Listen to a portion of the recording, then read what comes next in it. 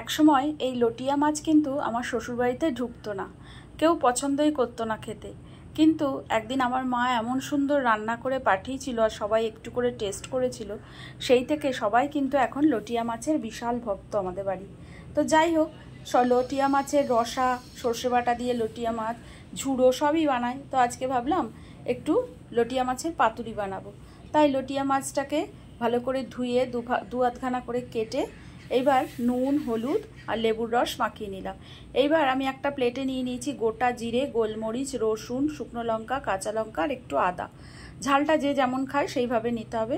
দিয়ে তেলে ওগুলোকে ভালো করে ভেজে নেওয়া হয়ে গেলে দিয়ে দেবো পেঁয়াজ আর টমেটো, সেটাও ভালো করে ভেজে নিয়ে মিক্সিং জারের মধ্যে নুন, হলুদ আর একটু ধনেপাতা দিয়ে ভালো করে বেটে নেব। এইবার ওইটা মাছের মধ্যে মাখিয়ে নেব। দিয়ে দেবো একটু চিনি, কাশ্মীরি লঙ্কার গুঁড়ো আর একটু তেল, সব দিয়ে ভালো করে মাখিয়ে নিয়ে ফ্রাই প্যানের মধ্যে কলা পাতা দিয়ে তার উপর মাছটা দিয়ে দেবো সর্ষের তেল, বেশ কিছুটা সর্ষের তেল দিয়ে এইবার কলা পাতা দিয়ে একে একে ভালো করে ওপর থেকে চাপা দিয়ে দেবো, যাতে কোথাও একটুও না ফাঁক থাকে। সেইভাবেই কিন্তু কলা পাতাটা দিয়ে দেবো।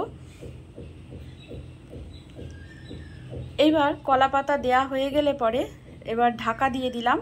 দিয়ে গ্যাসটা জ্বালিয়ে মিডিয়াম ফ্লেমে আমি 15-20 মিনিট মতো রান্না করে নিয়েছি।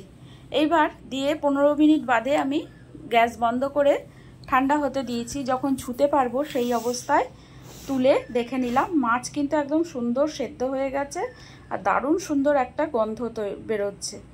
তো এবার এটা ভাতের সঙ্গে সার্ভ করব। শুধুমাত্র এই একটা মাত্র মাছের পদ দিয়েই কিন্তু গোটা ভাত খাওয়া হয়ে যাবে, এতটাই সুন্দর লাগে এই লটিয়া মাছের পাতুরি। দেখতেও কিন্তু অসাধারণ লাগছে, দেখাই যাচ্ছে যে কত সুন্দর মাছটা সেদ্ধ হয়েছে।